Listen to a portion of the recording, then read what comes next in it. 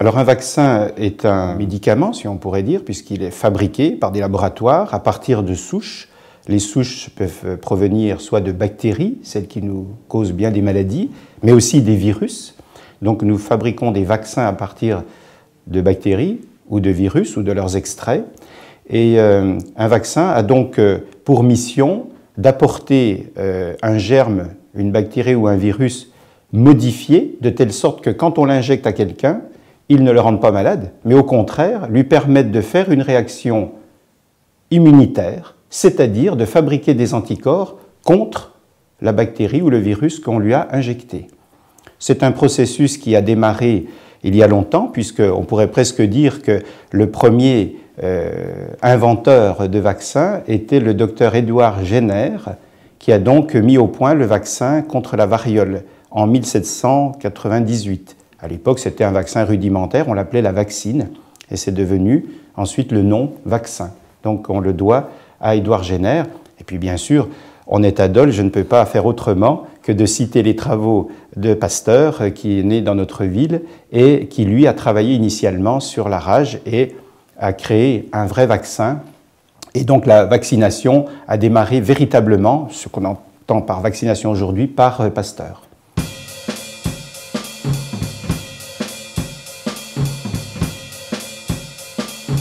Bien sûr, protégé contre de nombreuses maladies, de plus en plus, puisqu'il y a de plus en plus de vaccins. J'ai cité tout à l'heure l'exemple de la variole. Eh bien, cette maladie, justement, est un bon exemple, puisque grâce à la vaccination qui a été répandue dans le monde entier, cette maladie a été éradiquée. En 1979, l'OMS a conclu à l'éradication mondiale de la variole grâce à la vaccination. Depuis, donc, d'autres vaccins existent. Ceux que l'on connaît le mieux, c'est le DT polio, donc D, diphtérie, tétanos, poliomyélite, qui sont des maladies qui existent toujours. La diphtérie, c'est rare, mais ce n'est pas éradiqué. La poliomyélite existe encore dans des pays donc, asiatiques. Donc pour ces trois-là, il y a également la coqueluche qui fait partie du vaccin DTCP. On ajoute le C de coqueluche, qui est une maladie grave pour les nourrissons. Le nourrisson peut en mourir. Et puis ensuite, vous avez d'autres maladies qui peuvent survenir au cours de l'enfance et de l'adolescence, comme la rougeole, la rubéole, les oreillons. Et ces maladies, donc apparemment bénignes, peuvent entraîner des complications graves, d'où l'intérêt de vacciner. Et puis il y a des maladies dues à des virus comme l'hépatite B, qui est une maladie transmissible par voie sanguine. Et donc on protège aussi maintenant les nourrissons par ce vaccin contre l'hépatite B. Il y a aussi l'importance du vaccin contre la méningite. Et puis enfin, il y a des germes de l'enfant, du petit enfant, qui sont le pneumocoque, qui donne des otites ou des méningites. On vaccine aussi contre ce microbe.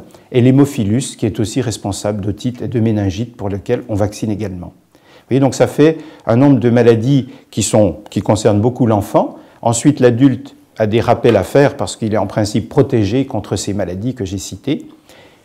Et puis enfin, il y a des situations particulières qui vont nécessiter une vaccination, par exemple le voyage.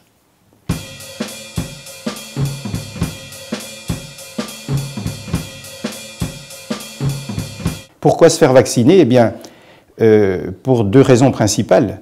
La première, c'est pour obtenir une protection individuelle. Quand je me vaccine, je me protège contre les maladies que j'ai citées. Quand je vaccine mon enfant, quand je fais vacciner mon enfant, mon nourrisson, mon enfant, mon adolescent, je vais également le protéger contre des maladies qui sont graves ou potentiellement graves. Et puis il y a également un intérêt collectif. Dans une famille, si l'on est vacciné d'une façon globale, eh bien on va couper le réservoir de germes ou de virus. On aura une protection tous contre les mêmes maladies. Et si on l'étend à la collectivité, prenons l'exemple d'une usine, d'une entreprise, d'une mairie, de quelque collectivité que ce soit, eh bien, si les personnes sont vaccinées, elles vont également couper dans leur entreprise le réservoir de germes qui pourraient entraîner des maladies. Le bon exemple est la grippe. Si l'on vaccinait une collectivité contre la grippe à cette saison, eh bien, on protégera, on coupera le réservoir viral et on évitera bien des absentéismes au travail qui sont dus tous les ans à la grippe.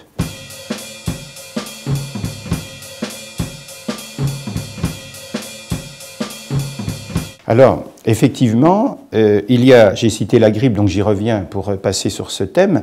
La grippe est une infection saisonnière et il s'agit d'avoir une protection chaque année contre la maladie qui va débarquer en novembre-décembre et qui va durer jusqu'à mars et fois avril. Donc, il faut protéger les gens à risque tout d'abord, et puis, comme je l'ai dit, éventuellement dans une collectivité, à partir de maintenant, septembre-octobre. Donc, ce vaccin, il est fait tous les ans à partir des souches qui ont circulé dans le monde. Et on essaie de faire un vaccin qui se rapproche le plus possible du virus qui va débarquer cette année.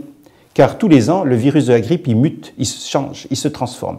Et on essaie d'adapter la vaccination à ce virus qui change. Donc, d'où l'intérêt d'une vaccination, pour celle-là, pour parler de calendrier, elle est annuelle, et tous les ans à l'automne.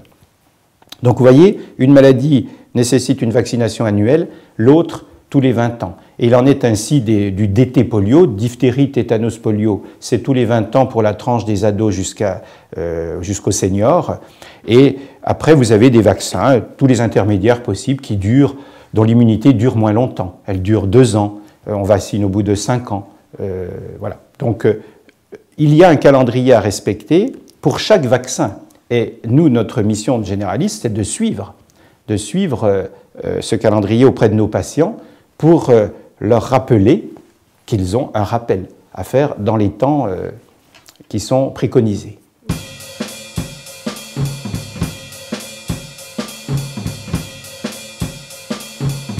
Maintenant, nous sommes à une époque où, avec les conditions d'hygiène qui se sont complètement modifiées, on échappe à beaucoup de maladies. Et on a l'habitude de vivre sans l'angoisse des maladies infectieuses. Et je pense que c'est une des raisons pour lesquelles on pense qu'on peut vivre sans vaccin. Mais en même temps, c'est peut-être refuser une aide simple qui est apportée par la médecine pour que vous fabriquiez des anticorps facilement, dans des conditions de repos. Donc, ne pas se faire vacciner, ça peut être l'objet de contre-indications. Il peut y avoir pour raison contre-indication, c'est vrai. Donc ça, c'est des cas particuliers et à part que nous devons évaluer dans nos cabinets ou avec nos confrères spécialistes. Mais d'une manière générale, ne pas se faire vacciner, ça revient à se priver d'un moyen simple et ancestral de se protéger contre des maladies, rappelons-le, graves et pour bien d'entre elles mortelles. Une réaction? Un témoignage? Commentez ce reportage sur dijonsanté.fr.